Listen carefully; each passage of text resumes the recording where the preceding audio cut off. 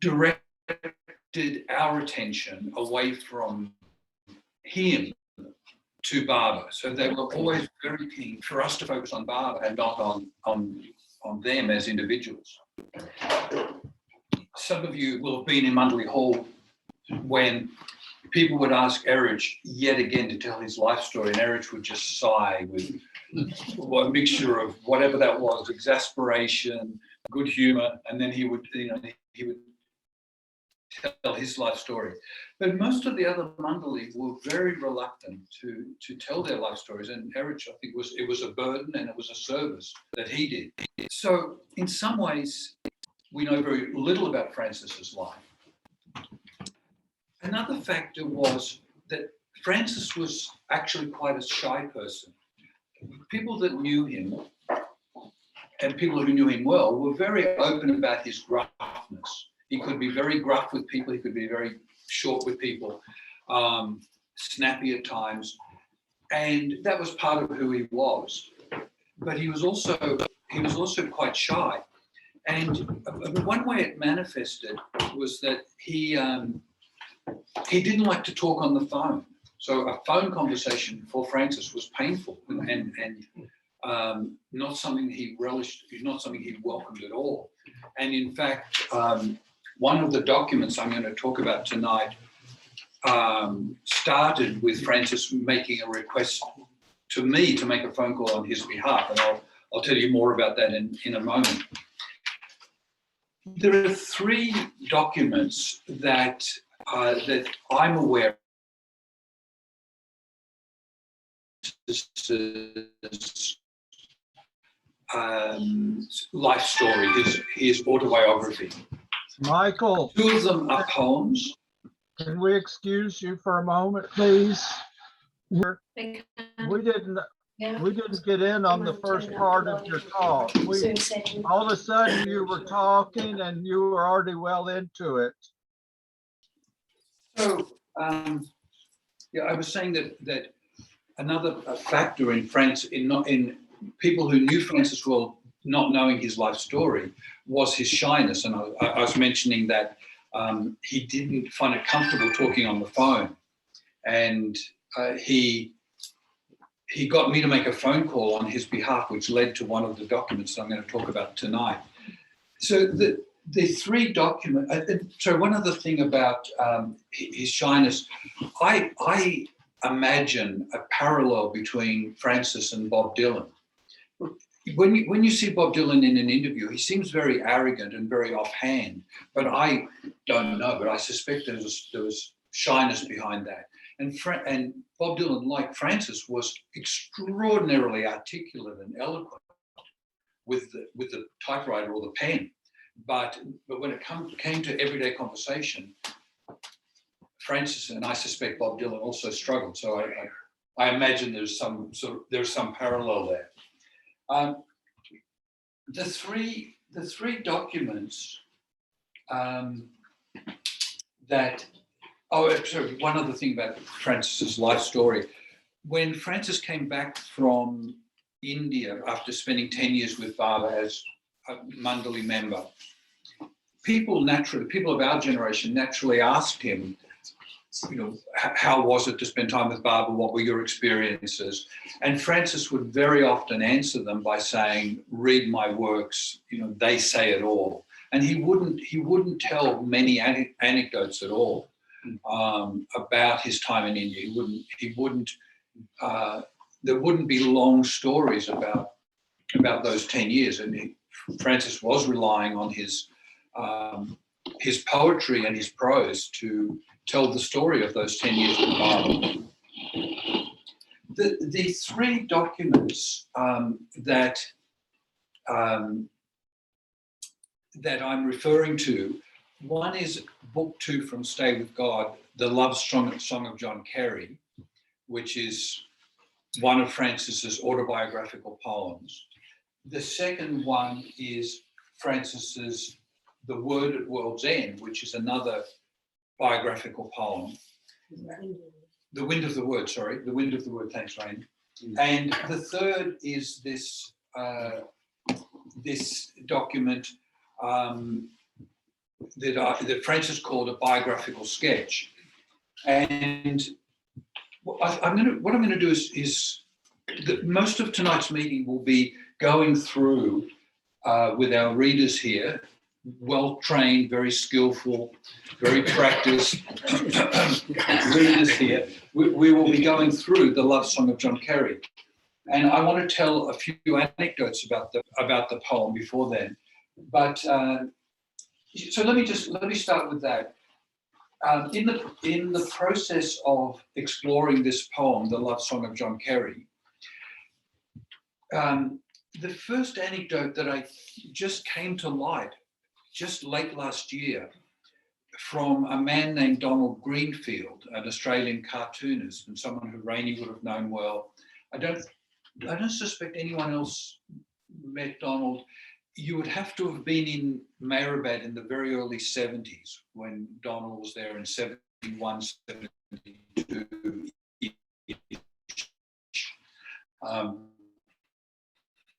But Francis was reading the love song of John Kerry, which we are going to hear this evening. He was reading it to Baba and the men Mundali in Mehrabad Mundali Hall. And apparently the men Mundali had a standing order from Baba that they were not to show emotions in these sort of events. So if someone was reading poetry or someone was singing a ghazal or someone was doing any sort of performance, the men in Mundali were ordered by Baba to control.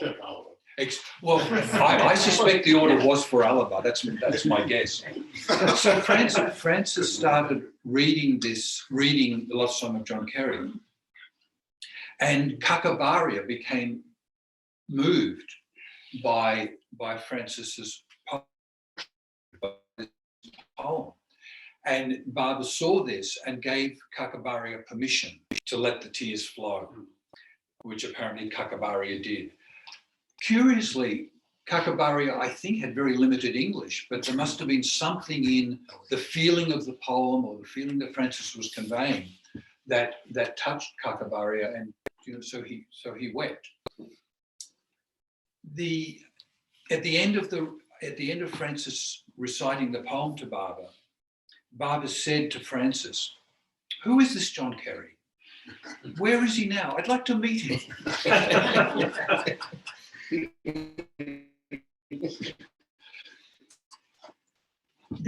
So that anecdote came to light just, as I say, late last year.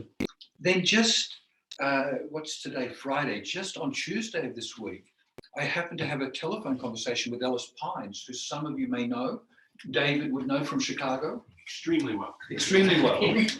Go Northwestern. Okay. It's my Baba contact. Oh, my. That's right. Okay. Mine too.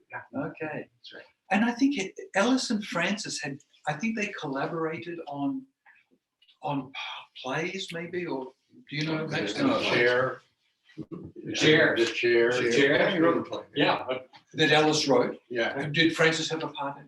I think so. I don't know. I remember those plays. Yeah. I have this very general and vague memory that Francis was very encouraging of Ellis Pines.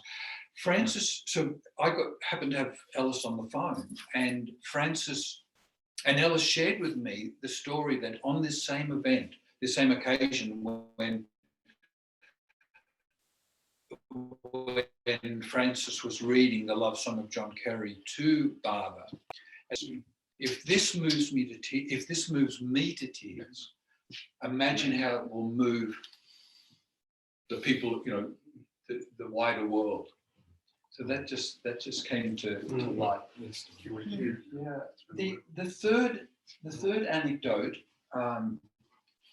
is again just came to my ears about 3 years ago.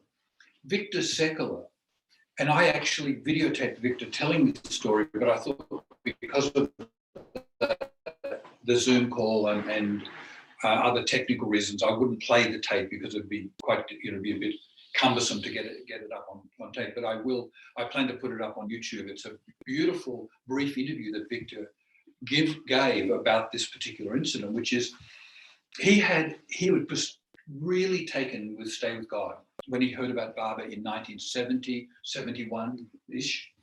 And he carried it with him and would open it up and recite it to people at the drop of a hat. This is what Victor says. And Victor particularly appreciated that spoken aloud, Stay With God spoken aloud was a very different experience than reading it. So hopefully we may convey a little of that tonight in reading it out aloud. So Victor had memorized the love song of John Kerry.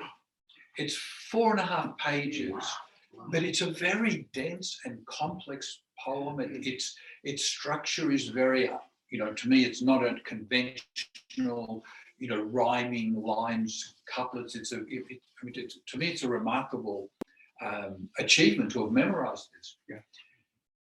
Victor is up at the Samadhi, Mayor Barber's tomb shrine, in around about 1972, and he somehow or another, I'm not sure of the details of this, he ends up standing inside the Samadhi with the women mandali, reciting the love song of John Kerry inside the Samadhi.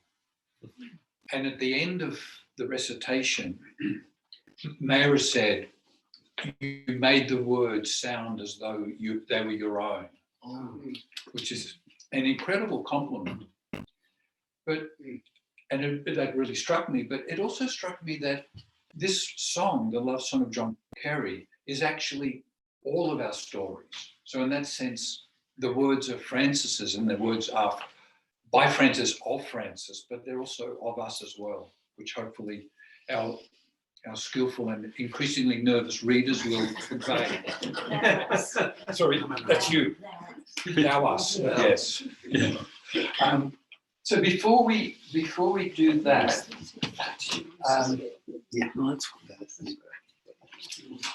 I just wanted to mention. So love song of John Kerry is very universal in its references. The personal aspects of it are perhaps more subtle. I mean, for example, at one point we'll hear, I don't know exactly who will be reading it, Francis compares himself to a cattle dog whose teeth were once sharp, but now, who's going to be reading that? Is anyone? Oh, Melissa. And even Francis did have sharp teeth, and now time had worn his teeth down, and so the personal references are more oblique in the love song of John Kerry. In the it much talks about particular characters that are in his life, and he names them by name. I don't know if they're fictionalized, but I suspect not. But the butcher's wife. But there's a couple of passages. There's one particularly beautiful passage, and there's this passage which I think really conveys a lot about Francis and conveys his shyness. So it goes, rain, rain, each drop a grain of wheat, and each cluster of drops a bunch of purple grapes. Rain, the long pull up the red hill, lit by a flickering hurricane lantern swinging from the axle. A train whistle away in the darkness. A chain of light, each link a nest of laughter and conversation. Watching it until it vanished into the night. A mile further on, a light in a window back from the road a little way. An invitation to turn in if one had an excuse. But loneliness was not an excuse. A shy boy in soaking oilskins could not add to the comfort of a comfortable farmer and his family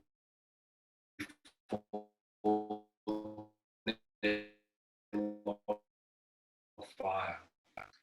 Better keep straight on, and the stammered foolishness. Rain, the first drops boring holes in the dust, then setting in, washing the heat from our eyes and the leaves of the trees, and the dry creek bed, suddenly surprised with a rush of water. So that I think that is completely autobiographical. The butcher's wife, Mrs. Shaladone, yes, Mr. Lumley, I reckon that Sam, her husband, ought to get the Victoria Cross. Why, Mr. Lumley? For putting up for all these years with a bitch like you, Mrs. Shaladone. So hopefully Mrs. Shaladone doesn't get to hear that poem. And I just threw that in because Raine mentioned the butcher's wife.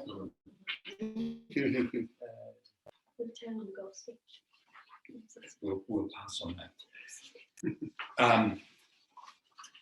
This is a lovely couple of lines from further on in the poem. Francis uses the wind of the word to convey that divine voice of inspiration, I think would be one simple way to say it. So this is the wind speaking to Francis. All that matters is the love with which one does what one does.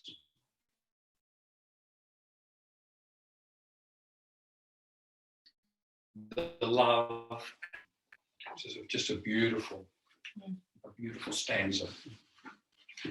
And then, just for your interest, and in a way historical interest, this poem, The Wind of the Word, used to end on this line. This is again the wind of the word speaking. I am the voice of God, walking in the evening, calling, Adam, where are you? Why are you hiding from me? So in an early version of this poem that Francis showed me, and I'm sure other people, that was the final line. The final line was a question. Adam, why are you hiding from me? And then Francis, when it was finally published, Francis added another section. Personally, and you're welcome to disagree with me, I actually think the first ending was better. But interestingly, this is now the ending. Actually, maybe I'll read the whole ending, with the preamble to it. So, Adam, where are you? Where are you hiding from me? And then Francis continues in the final version. Then it was only a matter of waiting for the advent of the word. And he reached out across the separation that was between us and said, I am here.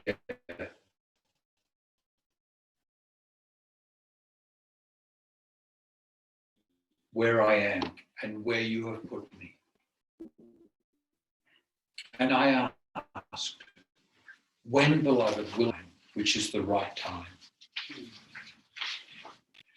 Then one night I had a dream in which I deep water where I sank. Down and down I went until my feet rested on some solid object which moved to the shore. And I found myself sitting naked on the beach, weeping. And before me was the divine beloved himself, Meher Baba, smiling. That's the final ending, the second ending of the Wind of the Word. I mentioned Francis getting me to make a phone call, and I'm going to come back to that dream with this document, which is Francis's. He called it a biographical outline. Francis came back from India, as I said, in June of 1969, and after about a year, to my great surprise, he asked me to help him apply for what was called an Arts Council grant, which is an Australian federal government fund of money to help artists. And it was quite, I don't remember the details, but it was quite a generous lump sum to support people doing creative work. And I was quite surprised. I thought, after 10 years, I don't mean this in a judgmental way, I don't think, that after concerned about, status in the world of Australian art and he would be concerned about money and so on, but he was very serious about applying for this Arts Council grant. So he asked me to phone the Arts Council folk on his behalf, and I did. And so they said, well, the first thing we need is an autobiography in order to start the process. Autobiography. So in response to that request, Francis then handwrote, and this is Francis's 18-page biographical sketch, and it's a really fortunate thing, because without this sketch, there are so many things that would have just disappeared into the sands of time. And some of you are familiar with this. Alan played the Baron in a wonderful play at Majorana in 2018. Alan, where are you? Doug, you wouldn't have. Doug, Do you remember? Doug, what year was it? No, okay. So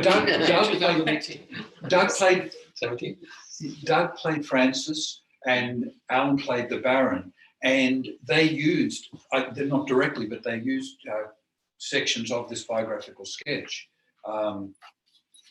So I just want to give you a couple of samples of it. It's unpublished to this day, and it's which is a bit surprising because it's really a remarkable document and beautifully written.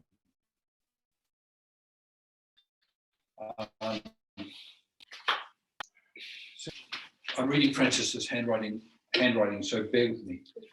So when Sheikh Mohammed Baron von Frankenberg opened his hotel door, I knew he was the man I was determined to find. I stood before him and wept. His face had the luster of love, and his smile carried the something of things to come, the experience of things to come.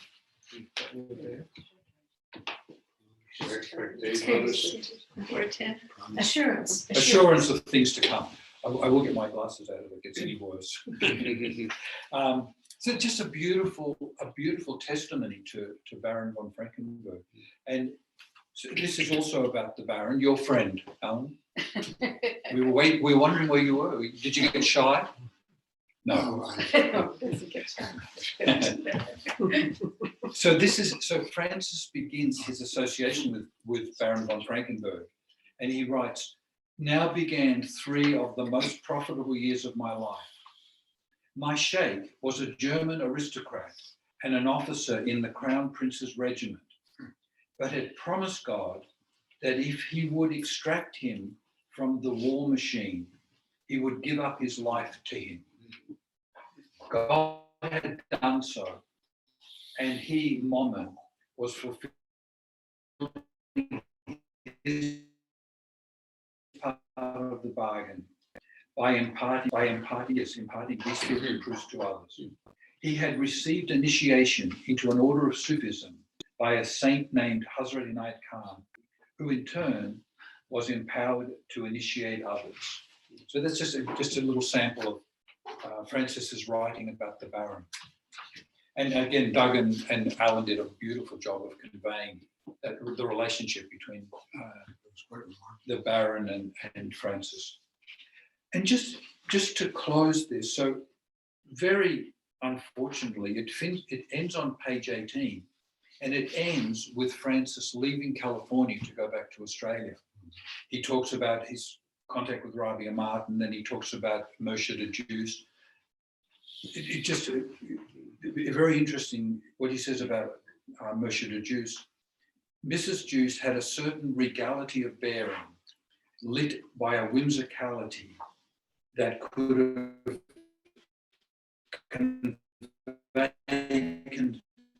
could have covered considerable suffering that she intended to fulfill her predecessor's mission. that's Rabia Martin, and go to India to meet Mayavada. I asked her to take a letter to him.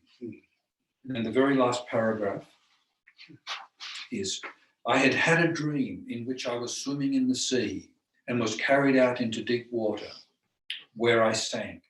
Down and down I went until my feet rested on some solid object which moved to the shore. And I found myself sitting naked on the beach, weeping, and before me was the divine beloved himself, Meher, smiling. In the letter, I had asked him straight out, would I meet him in this lifetime? And he answered yes, when the time was right. I returned to Australia. And then in brackets, in Francis's writing, not yet complete. But unfortunately, that's all we get.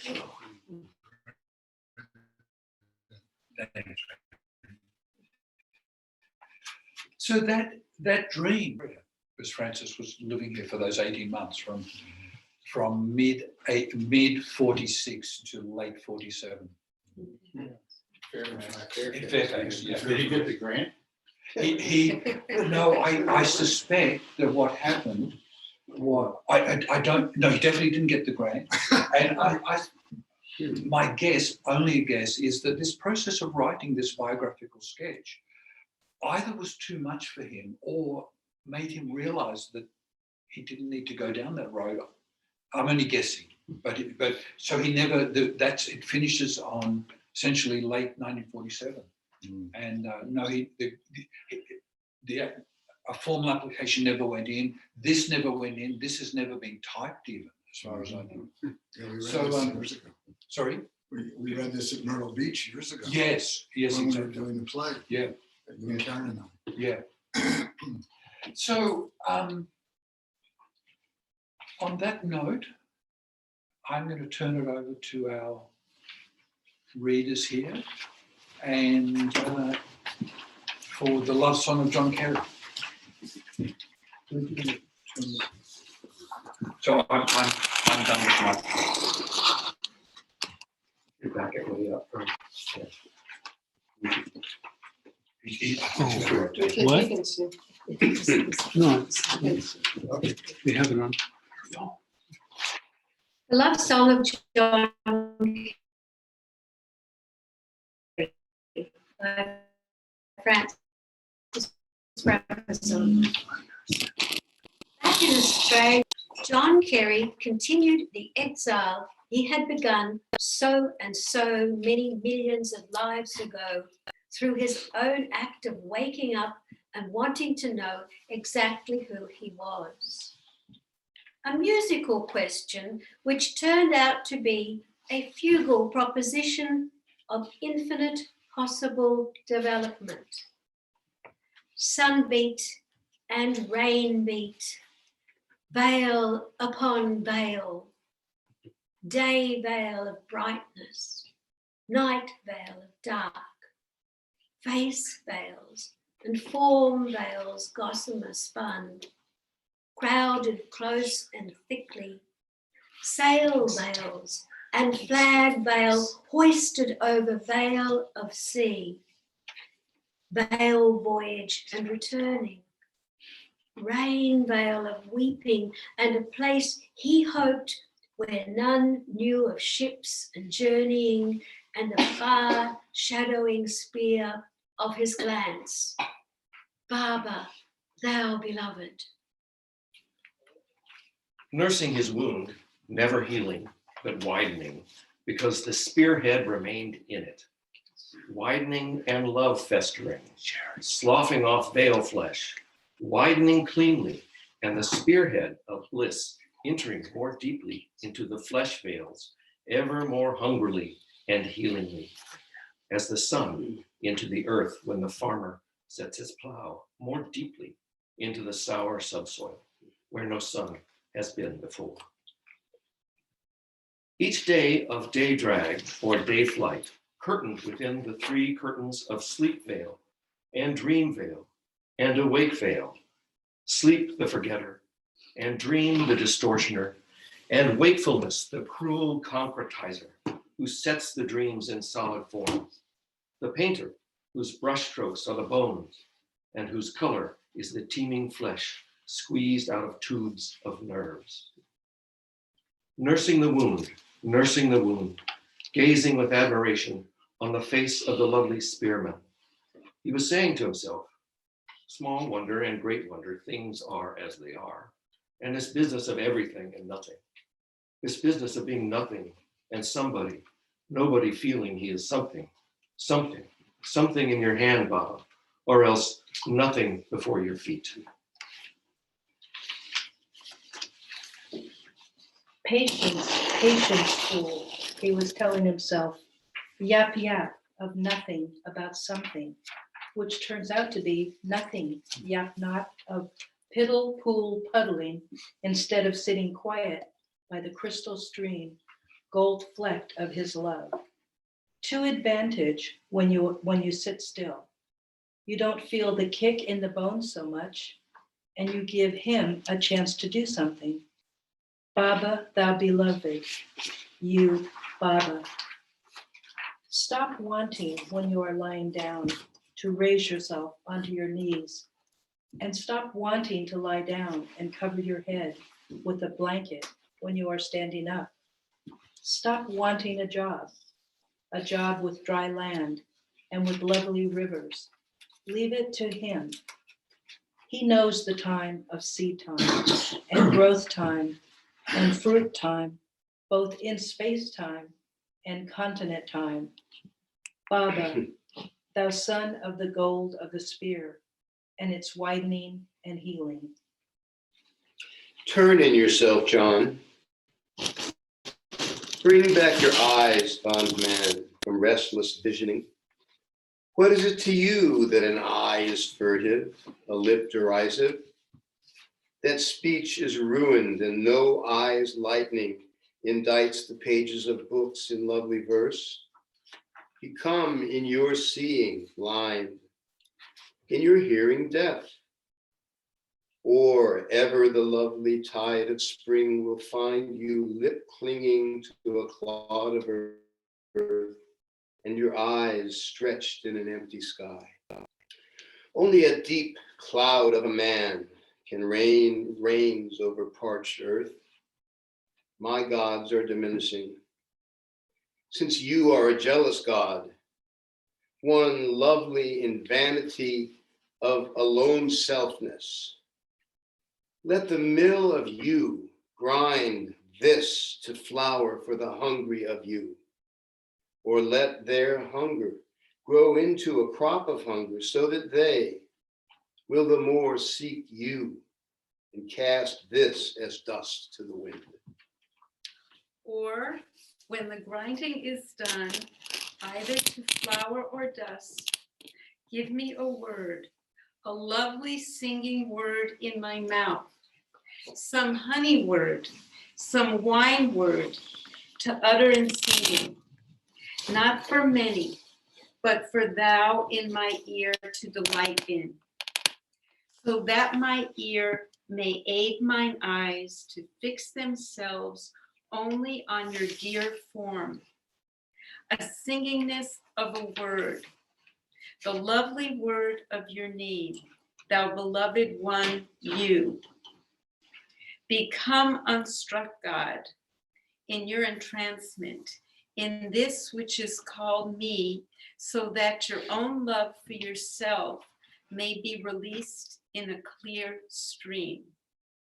Why do you allow yourself to fall into error, attaching yourself to everything you see through these eyes? You are the ever-free blissful one. I am the veil between yourself and you. Tear this veil which is between us. But if you cannot, ask Baba to do it for you. Ho, the nothingness of the nothing, which is the things of thingness contained in the everything. Nothing am I, and everything art thou, my beloved, lovely and loveliness itself. Oh, what a box of tricks you are, Krishna Baba. Ho, but you are the compassionate one himself, Buddha Baba, the most shepherd of the flocks of the world, Jesus Baba, the long shadowing spear and singing bow one, Rama Achilles Baba. But I would like to be the most least of a nothing of your servant and dither about cleaning shoes and carrying water in the ambrosial dawn hours. By God, I would, Baba. It gets a bit irksome waiting for your word, for you to say something. And this blasted murk of a black pitch of a night, which is not a dark night, but just as said, a black pitch of a night. Ho, the nothingness of the nothing, which is the things of thingness in everything. Nothing am I, but everything art thou, my beloved, lovely and loveliness itself. You, Lord and dear child of yourself, Zeus, Bambino, Baba. But a little love injected into us could not altogether be frowned upon as miracle making, although it would be a miracle if the injection took. But it is no good talking to you, Baba. You are just too much love. Whatever we say, you just smile with your smile of divine kindness, as much as to say, "Ho, these children of mine, myself,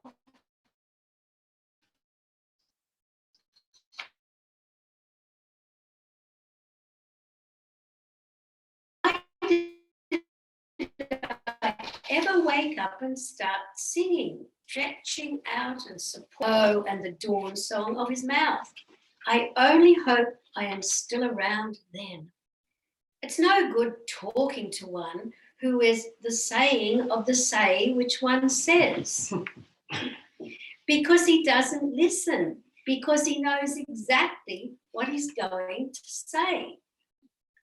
Tired am I of myself. For the wide expanse of the sky of your bosom I cry. Awake in my heart that I may love you with service, or else be dust before your feet. Anything but this, not even nothing, nor a place in your everything. Something. Oh, my child, and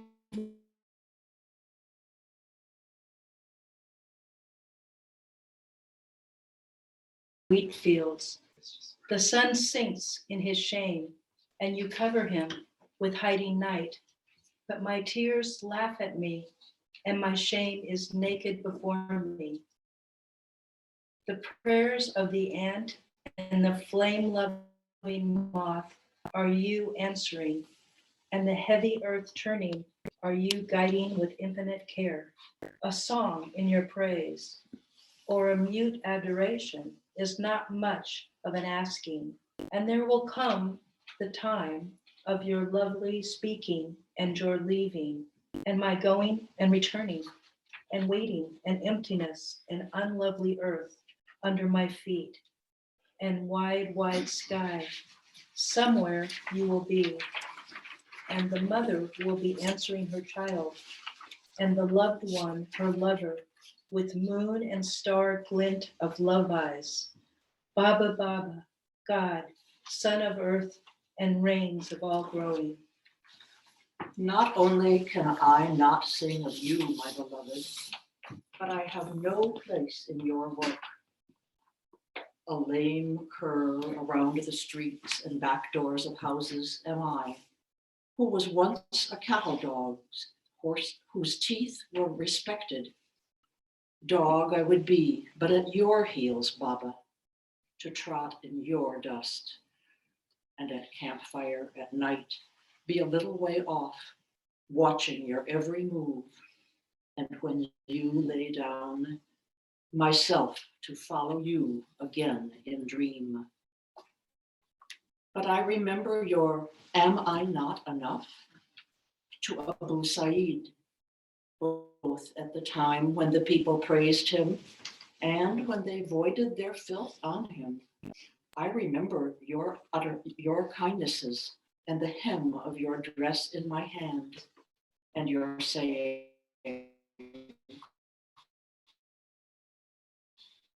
I am always with you. And set mill grinds the wheat small, and you are the king, the king's son on earth, who pays for us all. But no, it is not any that respect me. Myself rejects me, that I may become acceptable to him. And just as dog, I had to be on my way up to man, so dog I must become on my way back to myself. Baba, thou sower and reaper and grinder, thou sifter and again ear grower, in each speck of flour, surely you are in your loving kindness tying up my tongue with the same words you are cutting away from my heart. You are the great undoer, so that what shall be done, shall be done. The remover who brings forward, the stupefier who makes intelligent, the wind that levels the young wheat, that the stalks may grow strong in the sun, while you, during the days of its growing, attend other else, and wet with your eyes the scythe of its reaping. Thou lovely one, thou faithless one of all faith, thou stone cutter and gem cutter, thou potter and breaker of pots, thou upturner and returner, thou upheavaler and leveler, thou bender of what is straight and thou straightener of the bent, thou Baba, thou lovely woman and glory man and child, thou moon night, thou star night, thou dawn swept of stars, thou morning of sun, thou alone doer, thou adorable and adored, thou us, thou only alone self. Thus was John Kerry complaining and praising. For complaint is praise, in as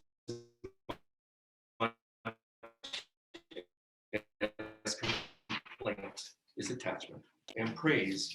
And he was recognizing that this was the beginning of those subtractions, the sum total of which would be the subtraction of him from himself. When the 5 sheaths are subtracted, Atman alone remains. Shiva Om, Shiva Om. I am existence, knowledge, bliss. Cease, cease. Swallow thy breath every moment.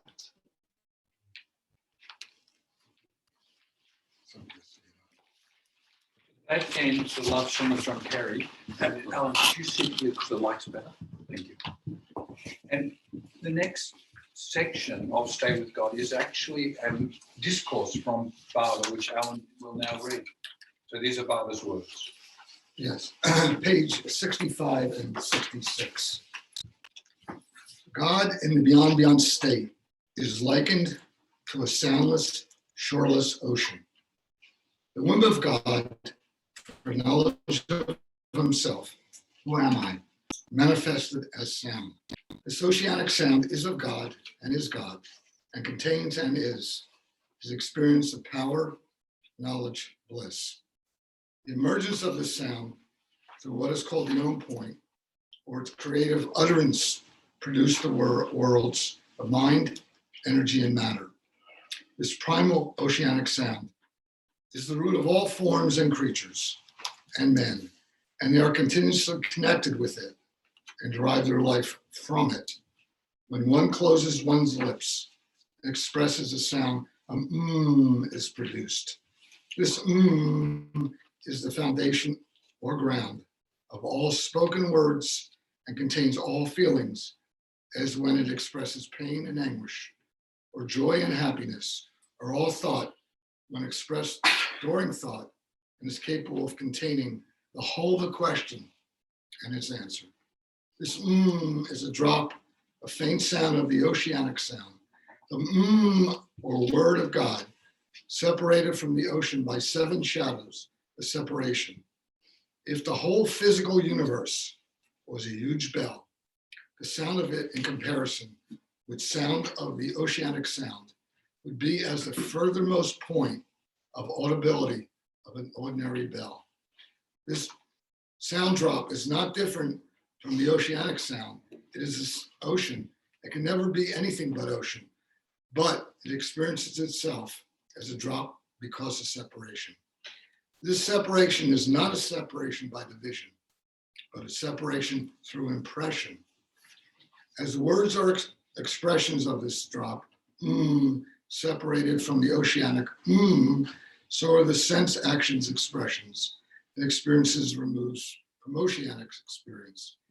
Seeing and seen from oceanic sight, hearing and heard from oceanic hearing, smelling and scent, tasting and flavor, touching and touch from the corresponding oceanic faculties. This original oceanic is called Brahmana, sound or word of God, Unhud, limitless sound or word. It is continuous and is the eternal root and continuous cause of all causes and effects. It experiences all power, all knowledge, and all bliss. But the drop, although the same substance, is not in any way different from the oceanic, and although continuously connected with it, feels because of its separation through 7 shadows of separation, most weak, most ignorant, and most unhappy, even though at times it asserts strength, knowledge, and happiness. In this present age, when words through accumulation and accretion have become meaningless, and all my previous words in the form of precepts are neglected and distorted, I maintain silence. When I break my silence and speak, it will be this primal oceanic which I will utter through my human mouth. And because all forms and words are from this primal sound or original word and are continuously connected with it and have their life from it, when it is uttered by me, it will reverberate in all people and creatures, and all will know that I have broken my silence and have uttered that sound or word. This effective force of this word in individuals and the reaction to it will be in accordance with the magnitude and receptivity of each individual mind. And the reaction will be as instant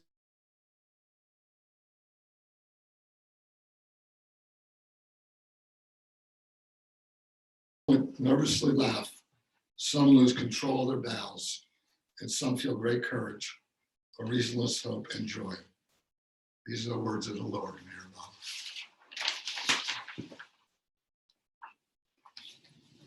Thank you, Alan. Thank you, dear readers. Thank you, dear audience. And let's. Thank you, Michael.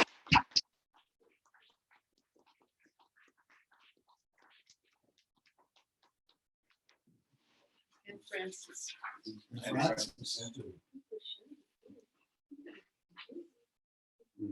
Anybody got any jokes? Yeah. Oh, sorry. That's it. Sign off. We sign off. Go tell everyone you're. No, No, Michael, why don't you continue talking about Francis or something? No. We're finished. We're finished. Yep. Okay. We're finished. Thank you, Zoom lovers. Thank you, Betty. Thank you, everyone. Are you willing to take questions if anybody? Jackson's there. Hey, Ralph. Oh, Ralph, J. Bubba. Hey, Ralph. Yeah. Who else Would you is there? take questions, Michael, if anybody has questions? Hey, Bob, Al. Yeah. On Zoom. Okay, so I should stop it now. Karen, I was asking if you might take questions. Okay.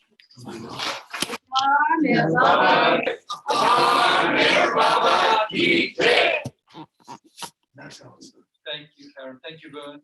You know how many So people were on Zoom? right now, there's, There were 20. there were 20, which is pretty good because this was decided at 5 o'clock. Yeah, 10:30. Karen, 11. Thank you, Betty. thank Betty. you. Thank you all. Can I say, I'd Wow. like to take this opportunity, I'm gonna be very brave and invite you to the Brabazon Center of Northern California Poetry Zoom next Wednesday at 7 Oh. o'clock California time. And there's flyers all around. Karen sent them out.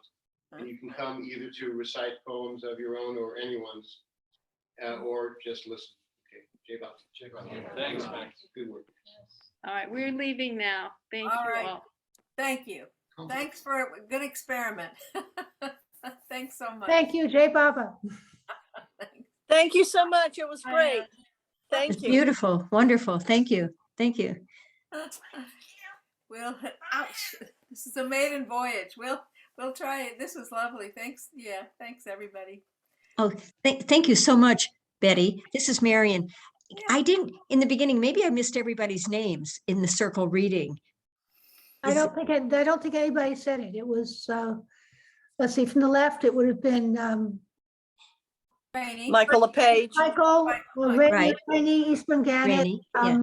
Doug Ross, Cheryl LaRose Longo, let's see, who was, Max Reef. Oh, Max Reeve. Oh, And I think that wasn't Karen after Max. And Yeah. then Melissa Reading was the other person. okay, because I recognized some people, but I didn't know their names. Yes. Who was sitting next to Rainey on her left? Doug Ross. Doug Ross. Doug Ross? Yes. Okay, because Karen's husband. Karen's husband. No, okay.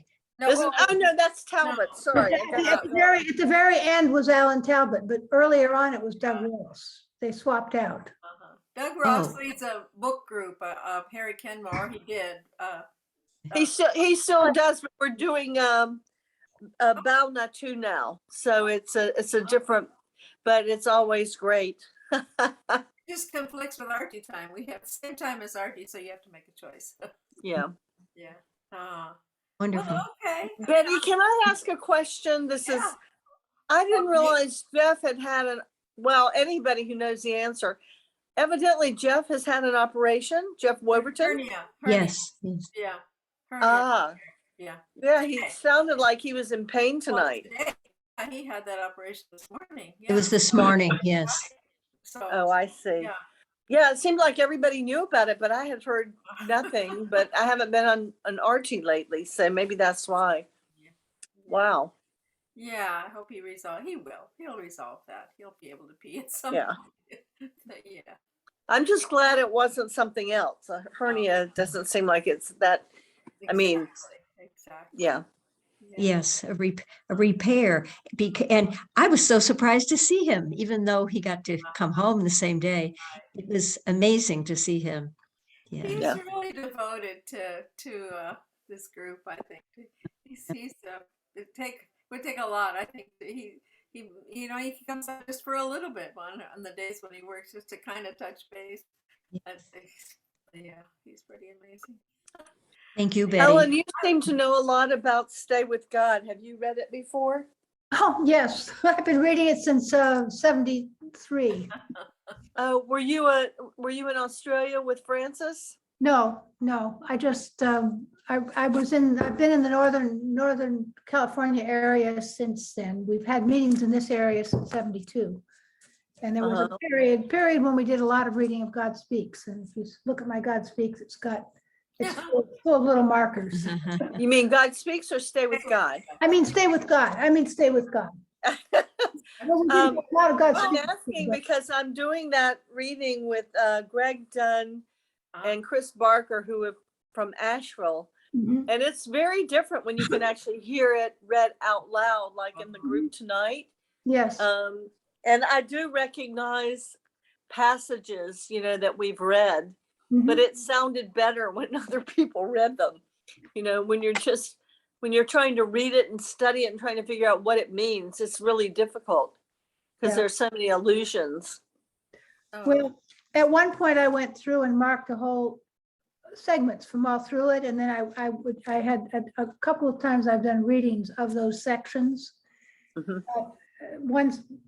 Passages that I really liked and that went together and told the whole story, but they seemed to be highlights. And so so that's what some of my markers are about. They actually chose two selections tonight that I really like a lot. The one where it talks about fruit and wine, and it was like a repetition. I've got fruit lips. That's not right. Wine lips. I don't know. I can't, or maybe it's kiss or something like that. That was one of the passages. And then there was one other that they read that's very lyrical. Mhm. Don't they compare it to God Speaks, or am I? Oh, am No, no, it's No. so basic. No, that you're correct. You're correct. In He's poetic got form. one chapter that's basically going through all of God Speaks. And I have it in my notes, Betty. Ward Parks knows Ward, a whole right? about. Ward gives Yeah. us a whole seminar on it. Yeah, it's such Well, a we almost epic. finished it. We didn't quite finish it, but yeah. Anyway. Well, and then the ending of this poem within Stay with God is wonderful. The cease, swallow thy breath every moment. Mm-hmm. It's just a wonderful, wonderful line. 2 lines, actually. Cease, swallow thy breath every moment. Yes. And what's the second line? Cease is the first line. The way it's put down on paper, cease is the first line, and swallow thy breath every moment is the second line.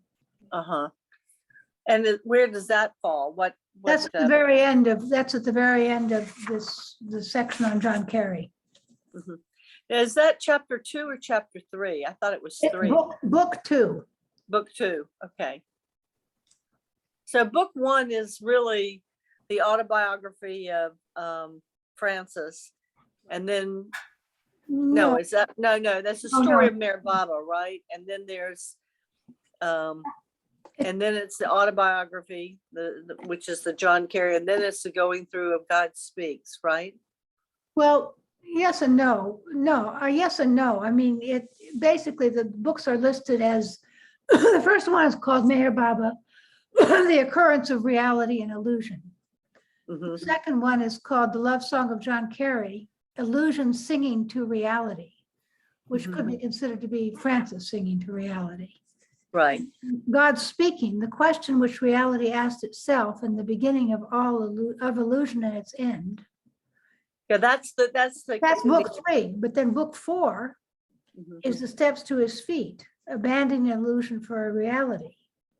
And book 5 is the God-man as world axis and living perfection of art, the divine sun of reality shining through the mists of illusion.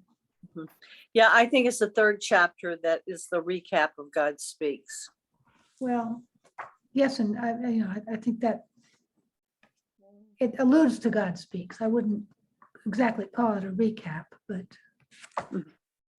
I found the first lines just thrilling. Wings toward the glaciers of Kailas, where the first fathers nourished the seed of God, and Shiva gentled Ganga, and Parvati walked by streams of living heart. I just love that first. It's wonderful, yes. I just love it, yeah. And what about the one about Kailash with the Parahamsa, the swan, the transcendental swan? Do you know that part, Ellen? I don't have the book. Not off the top of my head. I mean, it sounds familiar, but I couldn't turn to it. Yeah, so it talks about the mountain of Kailash and the lake below and the swan that flies overhead. Gosh, just an amazing. I must go, and thank you all for being there. Thank you so much. Thank you. Bye, Miriam. Bye. Thank you Did you so see any much. more hearts today? What? Did you see any more hearts today? I didn't, but that has stayed with me all day that you showed me the hearts. Yes, thank you. Thank you. Another one before I go to bed. Thank you. You're inspiring. You're inspiring me. Yes, thank you. Thanks. Sweet dreams. Okay. I could tell a story. Oh, she went. Okay. Ellen, that's so wonderful that you've read the book so much. I have had a hard time. I tried to sit through a study of World Without End, and I couldn't do it. It was too harsh. And some of what Francis writes is very harsh. And I have a hard time with that. I do. I sometimes do too, but I've struggled through it at times. And then, as I said, I chose out sections that I particularly loved for reading. Uh-huh. Um, Do you but- want to read something? Well, I could, let's see. I think I've got to excuse myself so I can feed my. Well, if you're gonna go, then we should all go. So that's, No, Elizabeth, if you read,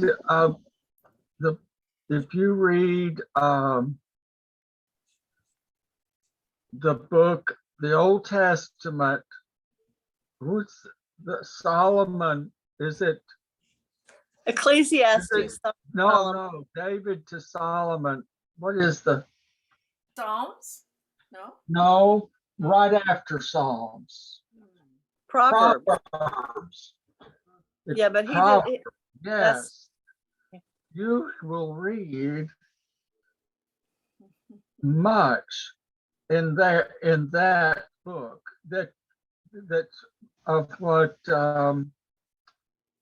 Francis expresses in Word at World's End. Interesting. Well, good night, everybody. Ellen, I will night. hear you Thank you, read Betty. another time. another time, another Baba. place. Jay Baba, thank you so much, Betty, for. This was a good experiment. I think we did pretty well. We'll work on that internet. Yeah, it was only the lag, the video and audio lag I'm not that were. sure. I'm not. I so don't know smart. that we can help that. I think it has to do with bandwidth. So, but the reading was fantastic. It was just great. Great. Anyway, thank you, anyone who helped Jay out. Baba, Bye bye. Jay Baba. Jay Baba. So good to see you, Ellen. Good to see you, Betty. Wonderful. Yeah. All right. Jay Baba. Jay Baba.